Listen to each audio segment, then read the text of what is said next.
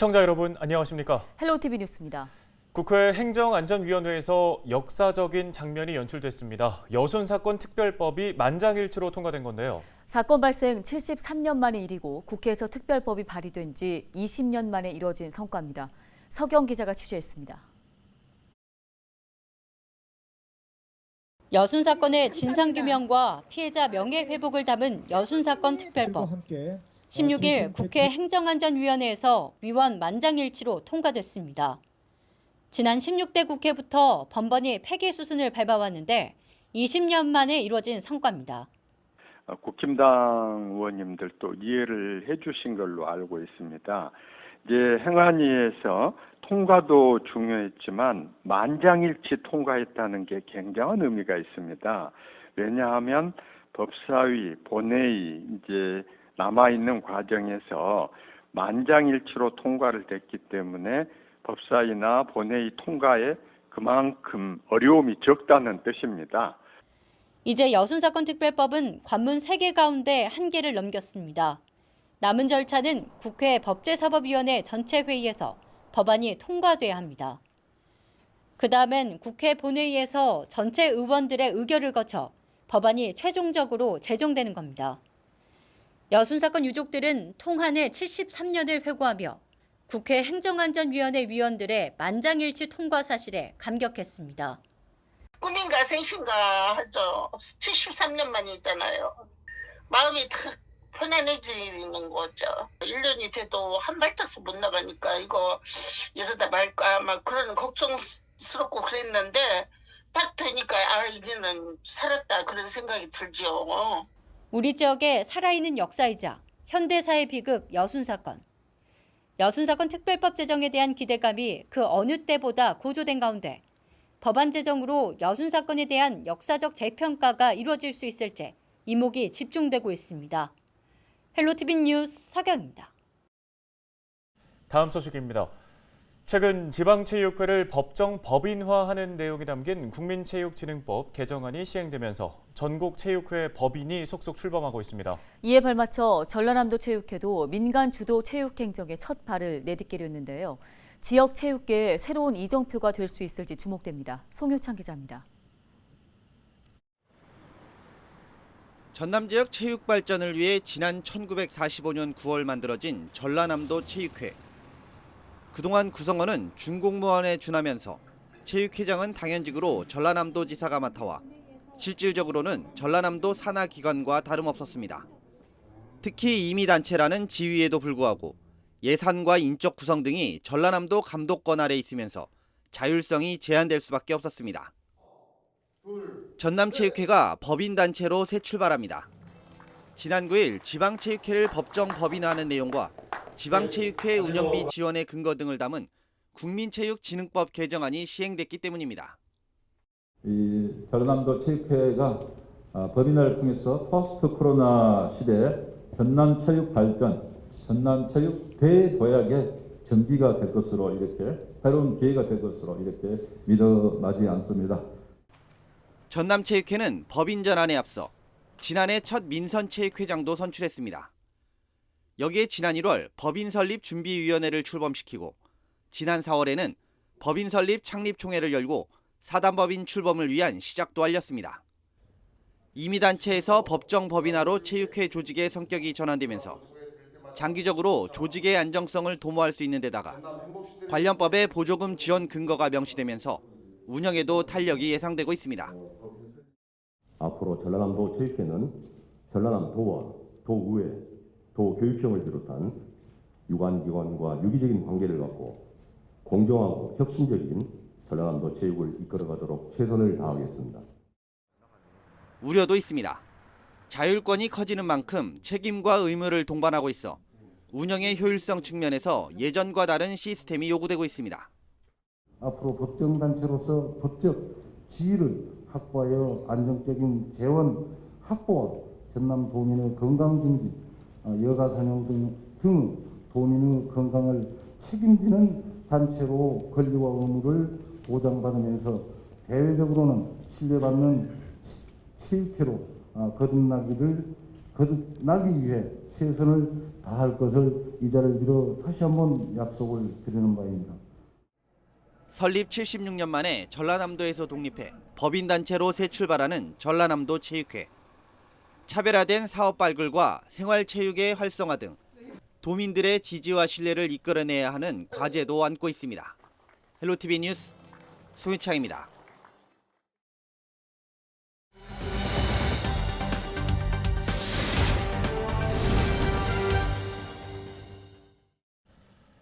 중증 장애인은 진로와 고용과 관련해 여전히 많은 어려움을 겪고 있는데요. 전남 교육청 차원에서 중증 장애인의 진로 확대와 고용 증진을 위한 일자리 사업의 제도적 근거를 마련했습니다. 근거가 되는 조례를 대표 발의한 전남도의회 전경선 의회 운영위원장 전화 연결해서 자세한 이야기 나눠보겠습니다. 의원님 안녕하십니까? 안녕하세요. 전남도의회 운영위원장을 맡고 있는 전경선 의원입니다. 예, 앞서 전해드린 것처럼 중증장애인 진로 확대와 고용 증진을 위한 조례안을 대표 발의하셨습니다. 자세한 이야기를 좀 살펴보기 전에 관련해서 그동안의 상황이 어땠습니까? 네, 먼저 중증장애인이라는 용어에 대해서 설명을 해야 할 것 같은데요. 장애 정도에 따라서 심한 장애와 심하지 않는 장애로 구분하고 있는데요. 이게 바로 우리가 흔히 표현하는 경증과 중증이라고 보시면 되겠습니다. 현재 전남도교육청에서도 교육 공무직 차원으로 고용장려금과 고용부담금을 통해서 매년 일정 인원을 채용하고 있는데요. 학교 내 일자리 사업과 장애 청년 드림워크 사업을 통해서 중증 장애 학생들과 만 18세 이상 성인 장애인을 근로자로 채용하고 있습니다. 그러나 교육청도 물론 이렇게 노력을 많이 하고 있지만 고용노동부 산하 고용개발원의 2020년 장애인 경제활동 실태조사를 보면은 우리나라 만 15세 이상 전체 인구와 장애인의 고용률 격차는 무려 25.3%포인트로 발표가 됐습니다. 그리고 또 만 15세 이상 경증 장애인과 중증 장애인의 고용률도 비교를 해보면은 경증 장애인은 41.7%, 그리고 중증 장애인은 19.9%로 중증 장애인의 고용률은 경증 장애인의 절반 수준에 그치고 있는 게 현실입니다. 이러한 현실을 반영해서 교육청 차원에서도 교육감이 직접 중증 장애인의 진로 확대와 일자리 사업의 지원 근거를 마련을 해서 현재 추진하고 있는 일자리 사업 확대와 지원을 위한 종합적인 대책 마련이 필요할 것으로 판단을 해서 이번 조례를 대표 발의하게 됐습니다. 네, 그러면 이번에 발의한 조례안 내용을 좀 살펴보겠습니다. 구체적으로 어떤 내용들이 담겨 있습니까? 내용의 핵심은 고용이 어려운 중증 장애인의 진로 확대와 고용 증진을 위한 일자리 사업의 제도적 근거를 교육청 차원에서 마련하는 것이고요. 궁극적으로는 직업 생활로 자립할 수 있도록 기회를 제공하고 사회인으로 함께 할 수 있는 토대를 만들도록 하는 것이라고 보시면 될 것 같습니다. 예, 끝으로 의원님께서는 중증 장애인들이 더 나은 사회로 나아가기 위해 지역 사회에서는 어떤 노력들을 기울여야 한다고 보시는지요? 네, 한 사람 한 사람이 사회 일원으로 성장하는 데 가장 필요한 것이 교육이라고 저는 생각을 합니다. 그리고 중증 장애인이 이 사회에 아무런 제약 없이 참여할 수 있다면 모든 사람이 참여할 수 있는 세상이라고 생각을 합니다. 그런 차원에서 지방교육행정기관인 전남교육청에서 이 조례가 시행된다는 건 아주 의미 있는 그런 시작이라고 보고 있고요. 또 학교에서 장애인이 근로를 통해서 학생들과 일상적으로 대면을 하면은 또 자연스럽게 장애와 장애인에 대한 편견도 해소될 수 있을 것이라 생각이 듭니다. 그래서 앞으로는 교육청뿐 아니라 일반 공공기관에도 확대 적용돼서 우리 사회의 인권 감수성을 높일 수 있는 하나의 마중물이 되기를 바랍니다. 네, 관련 도움 말씀 잘 들었습니다. 전남도의회 전경선 의회 운영위원장이었습니다. 고맙습니다.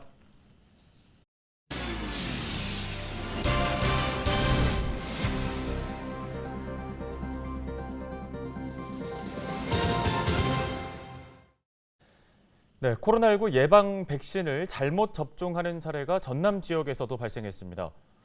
지난 5월과 6월 현재까지 5접종 사례는 모두 4건이며 첫 사례는 5월 27일 곡성에서 발생했습니다.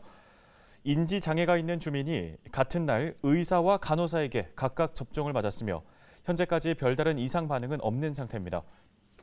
5월 28일에는 여수에서 의료기관이 실수로 주민 10명에게 아스트라제네카 백신을 2배가량 많은 양을 접종했습니다.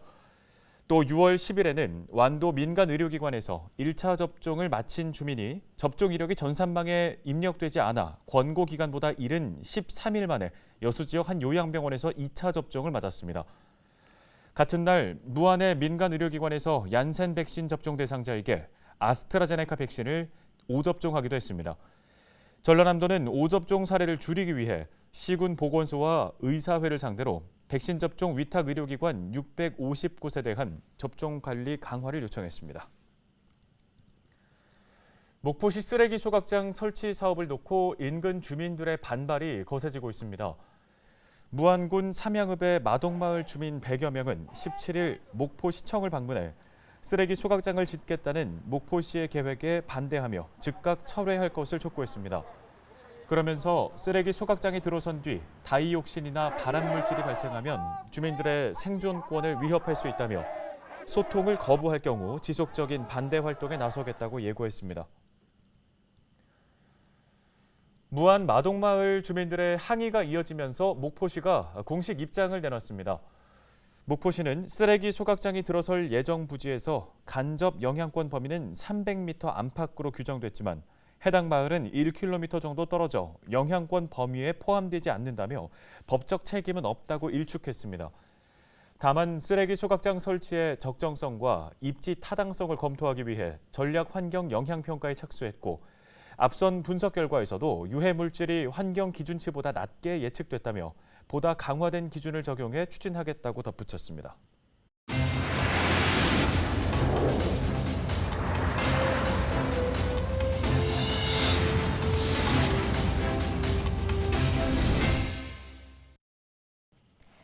지난 4월 저온 현상으로 피해를 본 농작물 면적이 3천여 헥타르에 달하는 것으로 집계됐습니다. 지난 4월 영하 2도까지 내려가는 이상 저온 현상으로 전라남도 내 일부 지역에서 과수와 밭작물 등 피해가 발생했습니다.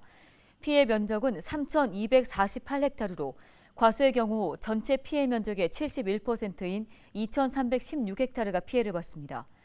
배가 1,534헥타르로 가장 컸고 뒤이어 단감이 275헥타르로 나타났습니다. 특히 배의 경우에는 꽃이 가장 많이 피는 시기에 영향을 미쳐 영암과 나주 등지에서 피해가 큰 것으로 조사를 했습니다. 밭작물인 귀리 등의 맹류도 911헥타르가 저온 피해를 입었습니다. 목포 시내버스 운영 공론화위원회가 시내버스 운송 원가를 파악하고 운영 방안을 논의했습니다. 공론화위원회는 16일 두 번째 회의에서 다른 지자체의 시내버스 운영 사례와 목포 시내버스 운송 원가 전반에 걸쳐 파악하는 시간을 가졌습니다. 위원회는 이달 말 세 번째 회의를 개최한 뒤 현장 점검과 설문조사, 시민참여단 구성 방안을 논의한 후 준공영제나 공영제 도입 타당성을 검토할 예정입니다. 세월호 인양 과정에서 제대로 조업을 하지 못한 진도 어민들의 손실보상 소송과 관련해 첫 번째 변론이 진행됐습니다. 대전지법 행정 1부가 담당한 어민들의 손실보상 소송에서 진도의 한 어민은 2014년 세월호가 침몰한 뒤 선체를 인양하는 과정에서 기름이 일부 유출돼 당시 미역 채취량이 큰 폭으로 감소했다고 주장했습니다. 하지만 피해보상심의위원회는 현장 조사를 제대로 하지 않았다고 덧붙였습니다. 재판부는 한 달 가까이 관련 서류를 검토한 뒤에 다음 달 14일에 선고할 예정입니다. 앞서 진도 맹골군도 어촌계 주민은 세월호 참사 배상 또는 보상심의위원회를 상대로 인양 유료오염 피해 어업인 손실보상을 청구한 바 있습니다.